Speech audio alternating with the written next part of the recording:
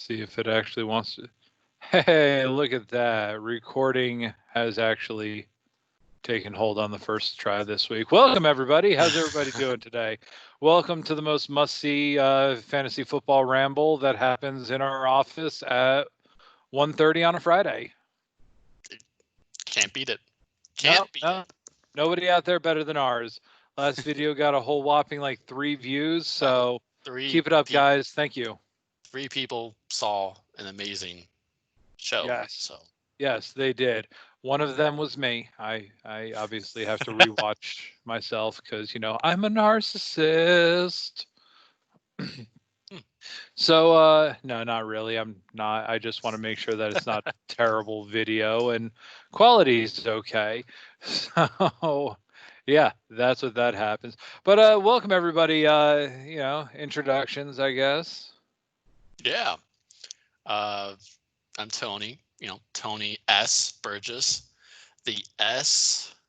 I was thinking. I struggle with S's, but I was just thinking like S stands for so.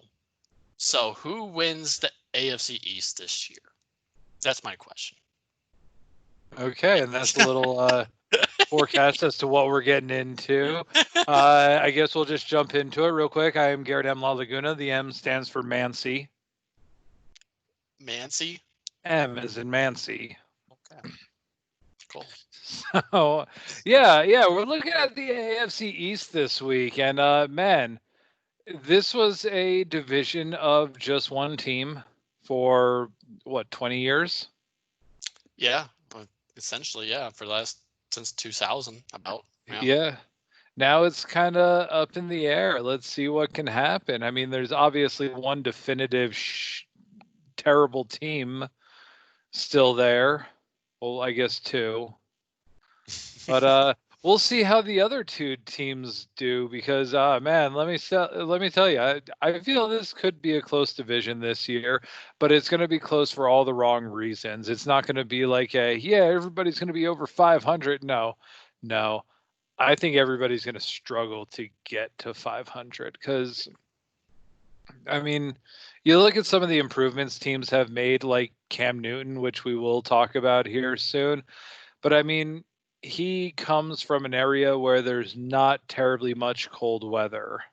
True. Yeah, Carolina can get cold at times, but not Boston cold, man. Let me tell you, I've been up there. How'd you say that? Shut up. Not Boston cold, man. That place is terrible in the winter, and he's gonna go up there and he's gonna think, oh yeah, I can do this. No. But we'll get into that. So I think we'll start off by talking about the hands down worst team in the division this year, the Miami Dolphins. Oh, Dolphins. Yeah. They drafted a quarterback. Yeah. I'm not even going to attempt his last name. Tua Tag. Tua Tag. We used to call Mr. Tua. So, like the 5th overall draft pick, it was a great pickup for them. They do have Ryan Fitzpatrick down there right now, too. And you know what sort of, like, ungodly abilities he has to take a terrible team and make them somehow competitive. I know. He just plays backyard football. Right. During real football. Yeah. I love him. Makes things happen. I just and love the beard, obviously. Yeah, the beard is what totally sells me on him because, we're not biased here. But, do you think Tua goes in there and becomes the starter hands down, or does he have to fight Ryan Fitzpatrick? I don't know. I think when you draft someone that high, that you would probably start him right away. Yeah. We'll see how it goes in training camp. But Tua was pretty good in college. And, the Dolphins, they were horrendous at the beginning of last year. And honestly, they gave up all their best players, and then they did actually mildly decent towards the end of the year. They won a couple games, and they didn't lose by 50 to everyone. So, they were still so there were some small moral victories. Fitzmagic did his magic in a few games, and Yes, he does. yeah. So I mean, again, at the beginning of last year, I thought they were going to be 0-16 hands down. They were not. But they're definitely 100% a rebuilding team that has a long ways to go still. Yep, they do. And hopefully Tua can help propel them towards that starting point. After that, you got in the backfield, you got three solid starters back there. You got Jordan Howard, you got Kalen Balaj, and Forgot they had Matt Jordan Howard. Breida. And Breida. They have Breida? Yeah, they got Matt Breida. Wow. Yeah, so three solid starters back there. I think that, I mean, yeah, they're not what's the dude that they gave up last year? To Cardinals. Kalen Balaj? No. No, we were just talking about him. Jesus. Why can't I have him in my Kenyon notes. Drake. Kenyon Drake, yes. He was awesome. But yeah, I don't know. I think Jordan Howard could step in and potentially take that starter role that he has had for years prior. I think Matt Breida could be a welcome addition to that team. Really, when you look at the three of them, it's going to be a running back by committee. Don't know how high I would draft any of them. No. And to be fair, I don't know if I would draft any of them. yeah, to be fair, it looks like, as far as projections go, which we'll get to later, I wouldn't pick up any of these guys ever. After that, you got their tight end situation, which, I mean, they got Mike Jasicki. Yeah. Whoever the hell that is. And then you got Adam Shaheen. So, yeah, if you know, you know. That's kind of funny. Seems like there's not a lot of great tight ends around the league right now. I mean, there are a few, but I mean, in terms of like teams and their depth of tight ends, it doesn't. Most teams are struggling, or at least have no name players. Yep, does not bode well for their tight end situation. It just leaves plenty of room for somebody to step up. Apparently, Mike Jasicki is projected to be a top 10 tight end this year. Wow. Okay. So I mean, okay. Yeah, we'll see what happens. That's what they're projecting. But I mean, it's the Dolphins. Are you really going to take any good shots on the Dolphins? Anything higher than like a 10th round draft pick? Really? True. Of course, their wide receiver situation does kind of, throw a little bit of a wrench into that line of thinking. Because, I mean, Alan Hearns, good on Jacksonville several years ago, didn't really do much last year, but decent player. Albert Wilson has a lot of great potential. And then they got Devontae Parker, who's always he's been good. Yeah, up there. So, the wide receiver situation there it leaves something to be desired, but you could potentially get a sleeper and picking up like Albert Wilson in the 10th round or something like that, not expecting terribly much. Maybe especially now that we're a 12-man league or 12-person league. Sorry, don't want to offend anybody out there. But now that we're a 12-person league, man, you're going to have to really start looking at the bottom of the barrel. And an Albert Wilson late in the draft, man, he could be a stud. He could potentially be a stud. I mean, yeah, the Dolphins have to throw it to someone. So who is it going to be? And despite how bad they might be, they still have to. Again, it's just the same thing. It's like with the running back. I mean, you have to give it to someone. You have to, and then for throwing it, you have to pass it to someone. So at the end of the year, they're still going to have at least 3,000 passing yards on that team. Yep. So where does it go to? Yep. Devontae Parker is the hands down number one there, but who's going to step up, be that number two? I think it could be Albert Wilson this year. I think he could have a tremendous breakout year, especially if Tua does go in there and just kill it if they give him the reins right off the bat. Mm-hmm. You never know what could happen. Not much to really note as far as transactions or anything in the draft, except for they had a lot of draft picks. They really went all over the place, and Let's see what happens. It's a rebuilding year for Miami. Don't expect much from them this year, but it could bode well for them in the future. Yep. Moving on, the next team that we're going to cover is the Jets. Suck. Yeah. Got him. Yeah.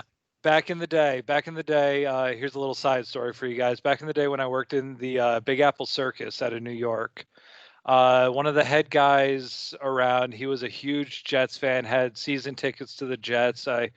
He and I would always just talk smack back and forth to each other. Well, we were up in like upstate New York at one point. We were in like our just warehouse where we stored all of our circus equipment. And yeah, it's funny. It's okay. You can laugh. All of a sudden, I'm just walking through, minding my own business, and from all the way across this like 200-yard long warehouse, I hear Jets, and without even thinking about it, just suck. So me being obviously a Giants fan, I gotta take the piss when I can. So really, again, nothing as far as like big additions for the Jets. But they have subtractions as of the past couple weeks. They do have some subtractions. They're off their stellar defense. Yep. At least they're not as bad as Miami's defense. But yeah, I mean, what is it? Adams? Jamal Adams. Now Jamal Seahawks. Adams. Now in Seattle for a lot of draft picks. Yep. Don't know if that's really going to make any sort of difference with people wanting to draft the Jets defense, but yeah. Yep. But no, it could definitely help out the Seahawks, making them a stouter team, which we've already talked about them. That just adds to their new Legion of Boom 2.0. Oh yeah, they always replenish. Yep. Always manage to. Hands down, as far as players go, this is Sam Darnold's team. It all kind of goes through him at this point. There is no real threat to him as a backup number 2 on the bench. Mm-hmm. So this is Sam Darnold's team. And yeah, I don't expect much. No, I'm not the biggest fan of Sam Darnold, but let me ask you. Look at the backfield now. Look at that running back situation. You got Le'Veon Bell and just the immortal Frank Gore. He's with the Jets? He's with the Jets now, man. I have loved this dude since he was a 49er. And mostly just because of his name, Gore, brutal. Yeah, metal. But no, man, I've absolutely loved Gore for years. And to see him on the Jets kind of hurts my soul a little bit because, I don't want to cheer for any sort of Jets players. But I mean, I really like him. I don't think he's going to do terribly much, with Le'Veon Bell still being what Probably he not. Is. I mean, Le'Veon Bell is not a bad player. I mean, missed 2 years ago, came back last year, and he was ranked 17th overall as far as running backs go. So not terrible after a year off. Coming back again this year. Let's see how he does. Yeah, the only other worry back there is Kenneth Dixon. Yeah, no, that's not a worry. So, yeah. I think it's going to be a Darnold Bell situation with a little bit of Gore sprinkled on top. Yeah, there you go. That's it. Yeah. Tight end situation, they got Chris Herndon back there. And I guess they still have Ryan Griffin. I thought Ryan Griffin would have been a bigger deal this year, but he is not projected. I don't even know what it is. Well, I remember Ryan Griffin from a couple years ago. He was big at like the start of like 2 years ago or last year or something like that. Huh. And he was one of those real high standout tight ends. that just kind of fell off the map. Last year, last year as far as tight ends go, he was ranked 21. So it didn't have a great season, but didn't have the worst season out of all tight ends out there. Yeah, but this year they're looking at projecting him at like 41. Don't know why, but I feel it's worth mentioning because I knew Ryan Griffin. I liked Ryan Griffin. I think I had him on my team at some point within the past couple of years. And here we are. So here we are. Yeah. Not much as far as the wide receiver situation goes for this team either. They lost Robbie Anderson. That's a big loss. And where did he go? Oh, I have no idea. I'm sure we'll figure that out. Haven't talked about it yet. So I know as a Packer fan, that was like the number one guy that I was wanting us to get, and we did not get. I know that. Yeah. But I mean, right now they got Jamison Crowder. He's okay. They got Josh Doxson. He's okay. And then they drafted Denzel Mims at 59th overall. So I'm hoping I'm assuming they're thinking he'll go in there as a number 3, a slot receiver or something like that. Don't know what sort of player he is. Maybe they're planning on having him as a number 2. Right. Yeah. But yeah, not much as far as the Jets go. I'm pretty sure they didn't have a first round draft pick this year. Probably not. I know they got a couple of first round picks from the Jamal Adams trade for the future. Yeah, for the future, but I don't think they had anything this year. Not really anything too special or anything going on with the Jets, except they continue to. You got it. Abysmal. Suck. Oh, okay. Be abysmal. Suck. Same thing. Yeah. Yep.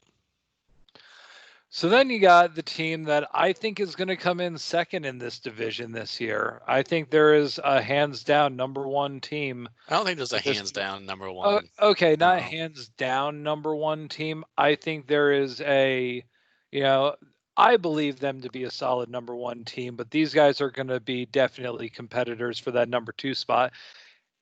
And I think it's the Pats.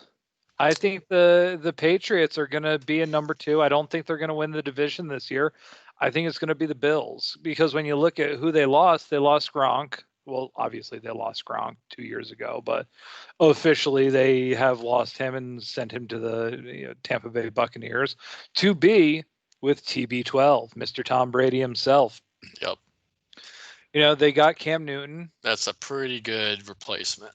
That is a pretty good replacement. If he can stay healthy. True. Beyond that, I don't know who they got. Like Brian Hoyer, I think. Was it Jared Stidham or something like that? The rookie that they drafted like a year ago in like the 3rd round or second round or something. I don't even know. Yeah, he's a pretty solid backup, I think. But no, the Patriots, I will not count them out. Bill Belichick still leads the team. And he does. Does a solid defense. Most of the defense is coming back. I don't know. I would never count. I just can never count them out. It's gonna be interesting for me to compare this year again. Tom Brady and the Buccaneers, how they do versus Bill Belichick and the Tom Brady less Patriots. See like who does better. It'd be really cool to see that this year. But no, I think the Patriots will still, with the team that they got, I think the worst they'll do is 8-8. Yeah. That's my. Oh yeah. I totally feel like they'll be an 8-8 team, if not better. I think that's at the bottom 8-8, but I think I still think they can go 10-6 or around there, 11-5 even. Potentially. Mm-hmm. Yeah, definitely, especially if Newton can stay healthy. Behind him though, that's kind of up in the air right now because Brandon Bolden has gone ahead and opted out for the 2020 season due to COVID. There's a lot of people doing that. Yes, there are, and I will try and keep everybody apprised of who is sitting out as names are released this year. But I guess instead of him, you got Rex Burkhead, James White, and Sony Michel. So Sony Michel is, going to be that number 1 guy back there now, especially with Bolden gone. I think it's going to be a running back by committee situation, though. They always do that. Standout guy. Normally with the Patriots, that's normally what they do. Yeah, so nothing new as far as the Patriots go. Don't know who the tight end is going to be there. Seriously, they got 4 rookie tight ends on their team right now of like 6 players. So I don't know who their tight end is going to be. It's a crapshoot at this point. I would not recommend thinking about drafting a tight end from this team until at least week 2 or 3 when we can kind of see who's stepping up and being that person. Sure. Because I'm sure Cam Newton, he had Greg Olsen for years. He did. I'm sure he's going to be looking for another guy like that. Yep. And sure, you got weapons on the outside right now. I mean, getting into the wide receivers, you still got Edelman. You got Keneal Harry. You got Marquise Lee and Mohamed Sanu. So you got weapons out there. It's going to take a ton of attention, especially Edelman when he's lined up in the slot. So who's going to be that guy that's free? Who's going to be that new tight end that's just perpetually going to be free, that's there to just tear everybody up? Yeah, no, this is I think that's the biggest storyline this year is just the Patriots and Tom Brady. I think that's the biggest storyline in the NFL. See what happens. It's so hard to predict now what Tom Brady will do with the Buccaneers and how Tom Brady or the Patriots will do without Tom Brady. Like, it's just gonna be really curious to see. I have no idea, but hopefully we do get to see that. Yeah, and this just in as well. Steven Gostkowski, their Pro Bowl kicker, they're probably going to release him. It's really weird, but I guess this is too much money. Yeah.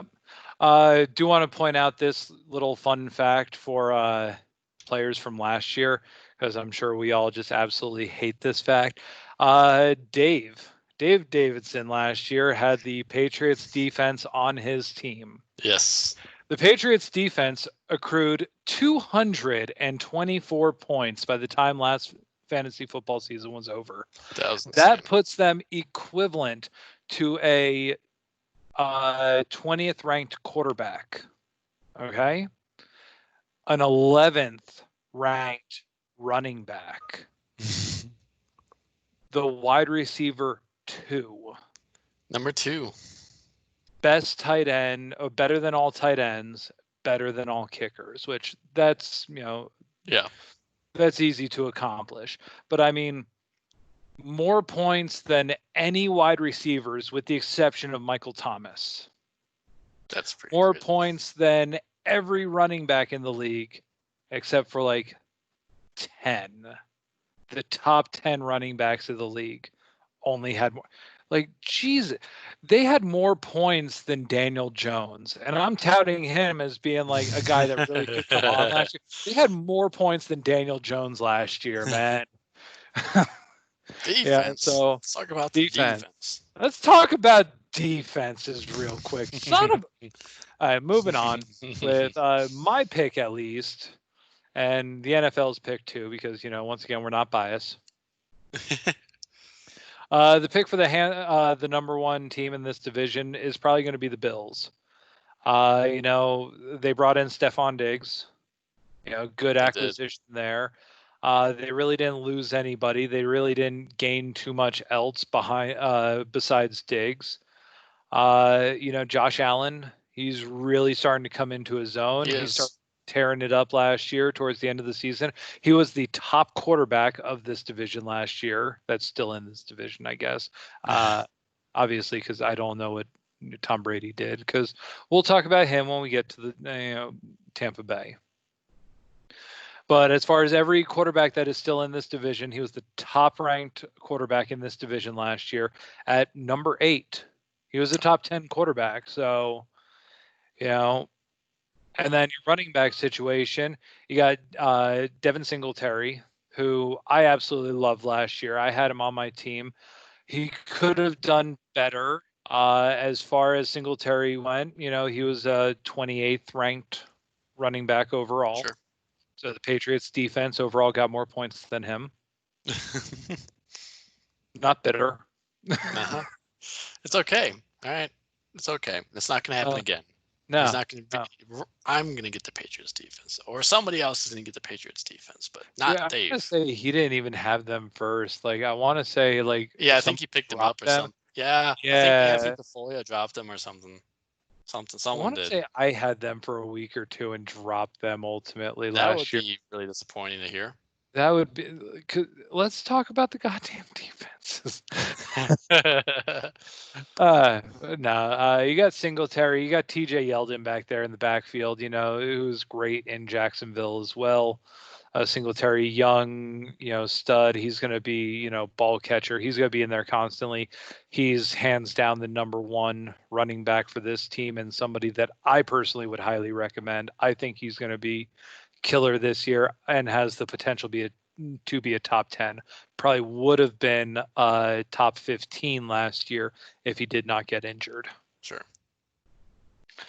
Don't know who their tight end is going to be. I mean, I guess Dawson Knox. So who knows? Let's see. I'm going to say I'll be the top tight end. Draft me. There you go. For the Bills this year. Nobody can tell me otherwise. I mean, it is wide receiver situation definitely pretty good. It is a New York team, yes. Technically, the only New York team. Technically, true. Yeah. Yes. So, yeah, wide receiver situation for them is pretty good, though. They got Stephon Diggs, obviously, John Brown, who I've loved since he was with Arizona, and then Cole Beasley, who I have loathed since being on the Cowboys. That's a very solid lineup. Yeah, Cole Beasley is dealing with some back injuries. I want to say he's taking some time out of training camp right now, kind of on the PUP list. Mm-hmm. But I don't expect him to not be ready to go start of the season. Okay, so yeah, that's our look at all these different teams and their star players, or who their star players should potentially be for this upcoming year. Yeah, that is. I mean, it's an interesting division. That could be a great division. An interesting one. Yeah, it's an interesting one. It's interesting to see where everyone ends up being at the end of the year. It definitely will be interesting to see what's all going on, how it all lies. I hope Miami's not the worst team in this division at the end of the year. I hope it's the Jets or the Patriots. I don't really could care. Be. I don't know about the Patriots, but Doubt it'll be the Patriots, but Miami could dethrone the Jets as, not being the worst team in this division. Yeah, no, it's gonna be it'd be interesting, but definitely not the best division. Probably the worst, or it's in competition for the worst division. So probably in competition for the worst division. Yeah, we'll see what happens this year with an expanded playoffs this year that they're planning on doing. Possibly, it gives more people an opportunity. It gives even the bad divisions a chance to get a wild card. Yeah. Well, let's see what happens. Cool. Well, I guess moving on, we'll talk about projections and where their teams were ranked last year. Who do you think is going to be the top quarterback? Who do you think they're projecting to be the top quarterback of this division this year? That's a good question. That's a great question. I would like to say Cam Newton. You would be incorrect. They're projecting Josh Allen to be number 9 overall. Number 9. Yes. Number 1 overall from this division. Obviously, Tua's still unranked. All the rookies are still unranked. But Allen at number 9, Newton at number 14, Darnold at 25, and currently they have Fitzmagic at 32. Okay. Once again, without Tua being ranked. As far as the rankings go last year, I mean, obviously Newton had that injury last year that he was dealing with, but he was 45th overall. Yeah. Sam Darnold was 26th overall, so they're projecting him for 1 spot better. Fitzmagic was 16th overall, and Josh Allen was number 8. Okay. So, yeah, So Josh Allen, definitely. right around 8 or 9 range. Yeah, I mean, he's a good mobile young quarterback. See what he can do with a solid offensive line in front of him. Now, this is kind of funny. I guess I apparently hate the Jets so much that I went through writing down all these lists of players and everything going on, and I completely neglected to put the Jets in all of my lists. Wow. I completely overlooked all their. I went back and I found people, and I was just like, I squeezed them in real How quick. But I completely forgot. yeah, totally forgot on accident. Yeah. Which is really funny because who do you think the top running back is, for this division projected to be? Le'Veon. Of course, Le'Veon Bell at number 17. Behind him, who's the next guy? Singletary. Oh yeah, number 20. So it's kind of funny too because they're projecting Bell for 17 this year. Last year he was ranked at 17. Okay. Singletary is ranked for projected to be 20th. Last year he was 28th. Sony Michel is next. In Yep. fact, like 2 Patriots are next. Sony Michel and James White, both at 24 and 29. Last year they were both ranked 23 and 24. Okay. Okay. After that, you got Jordan Howard at 36, Rex Burkhead at 43, Matt Breida at 44, Frank Gore at 60, Patrick Laird for Miami at 61, Miles Gaskin for Miami at 73, Kim Lodge for Miami at 80, and TJ Yeldon for Buffalo at 85. So, yeah, you can kind of see what's going on there with this team definitely has a number 1 with Singletary, and the number 2 backup is ranked 65 spots lower than him. Le'Veon Bell is the same thing with no other New York running back being ranked in the top 100. So good times. Oh yeah. Who's the best wide receiver that they have projected for this division?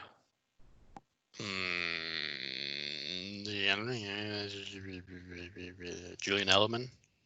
No. Because I think it's a competition between 3 in this division. Edelman definitely being one of them. That's a tough one. Who is the Bills receiver? Who the hell was that again? Stephon Diggs now. Yeah, it'd be Stephon John Diggs. Brown and Cole It would be Beasley. Stephon Diggs. Right. No. Okay. Devontae Parker. No, I did not. No, that's wrong. Dude, it's funny too because he is the only one ranked in the top 25 projected. I would not have guessed. Yeah, they have him at 13. Had him. I had him a lot last year, and he did not do as well as I wanted him to. There was a lot of games where he had like 1 catch, and that was it. And other players on the Dolphins did much better. You know what he ranked at the end of the season, though? What? Number 8. Lies. I know. You think that it's lies and bull, but I mean, granted, the Patriots' defense was better than him, but no, he was ranked number 8 last year. Stephon Diggs was ranked number 15. They have him projected at 26. Julian Edelman is projected at 27. Last year, he was number 11. Those are some good choices for like in the second, third round. Those are some nice choices. Right. Those could definitely, and really, when you start looking at, those could potentially be like 4th or 5th round draft picks too, depending on. Yeah, but we do have 12 teams now, which I should put out a little 12. entry, welcome to everybody video here soon. And I also figured out the whole PayPal thing, so nice. I'll get that information to everybody. Brashad Perriman and Jamison Crowder for the Jets are both ranked at 30 and 31. John Brown at 36, Preston Williams from Miami at 41, Cole Beasley at 50. Keneal Harry, for some reason, they ranked at 56. I feel like he's going to do better than 56, although last year he was 108 ranked wide receiver. Yeah. Mohamed Sanu, they have 71. Albert Wilson, who's my guy, I swear, they have him projected at 75.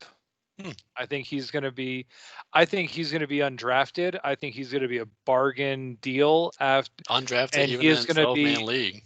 yes, I think he could potentially go undrafted, especially being ranked as low as 75. I'm going to pick him last just so you don't get him. If he doesn't get picked, he's going to be a highly sought after free agent after week 1.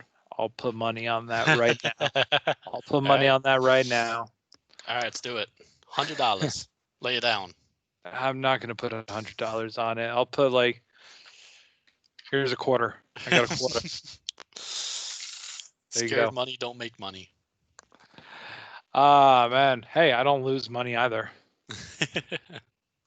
True. As far as tight ends go, nobody really of note. As I said, Mike Gesicki was projected to be number 10 in this in the league this year. Last year he was ranked number 11, or he scored number 11 points, so not terrible. Herndon, they're projecting at number 16 from the Jets. Last year he was ranked 94th. Oh wow, really? Yeah. Which is why I say so. They're projecting Herndon for 16 when he was 94th last year. Ryan Griffin, they're projecting for 41. He was 21 last year. Okay. So all over the place. Yes. Dawson Knox from Buffalo is projected to be 29th. Last year he was ranked, or he got to 28. And then Patriots, the highest ranking Patriot that they have for tight end is Matt LaCosse. Oh yes, Matt LaCosse, of course. Of course, yeah. Kickers, really nothing special here. Jason Sanders is the top ranked kicker for this division. Obviously, don't draft Gostkowski right now. Yeah. Even though he's always like ranked top 5, which is wild. I mean, apparently he's dealing with a hip issue, which is why they're probably gonna release him. So if he gets better, then yeah, absolutely pick him up as soon as you can. Yeah. Then you got Hauschka, which I feel is a little bit low for Hauschka at 17. Sam Ficken at 20, which is really weird because they re-signed him and then they brought in Brett Mahar. Mm-hmm. So don't know what their plan is there with the kicking situation. Maybe have 2 kickers on staff for some stupid reason. And then, nobody for the Patriots right now with Gostkowski being down. As far as defenses go, Patriots are not ranked number 1, even though they were hands down the number 1 defense last year. The Bills they're projected to be number 6. Bills are actually projected to be number 12 overall. What? Yeah. What? So who are you saying? Who's the best defense? Oh, the Patriots are the best defense in this division. Okay. But they're not overall ranking as far as the NFL goes. Yeah, they're not going to be the best this year as far as their projections, even though they were hands down number 1 last year by far. Who's going to be the best? 49ers? Did we talk about that? I think Seattle? They're actually projecting. No, they're projecting the Steelers right now to be the top defense. That does not compute. No. Yeah, compute something. Yeah. So, no, the Patriots are projected to be number 6. Buffalo is projected to be number 12. New York's projected to be 22. Miami at 32. Yeah, let's do it, Miami. Moving up in the defense. They don't believe in defense, just like you. So no, that's your team right there. So individual defensive players this year? Any what? Individual defensive players this year? Oh yeah, man, let's do it. Let's go. Let's draft Yeah. Freaking Joey Bosa and all these defensive Yeah. players. Dude, that would be a whole nother realm to go into. Something we might actually want to talk about and consider this year. I want to say there was a couple things potentially opening up this year. I don't know how it works. I don't know. It all depends on like sacks, tackles, fumbles, stuff like that. But it's just one player for the defense that you pick up. I've never. So it would just be one defensive player that you would put in your lineup. Just one. I think so. I'm not sure. I'll have to look into it. But if that's something that we're interested in, feel free to hit me up, guys.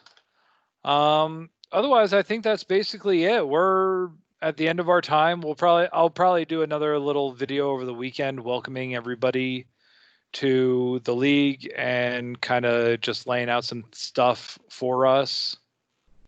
Okay.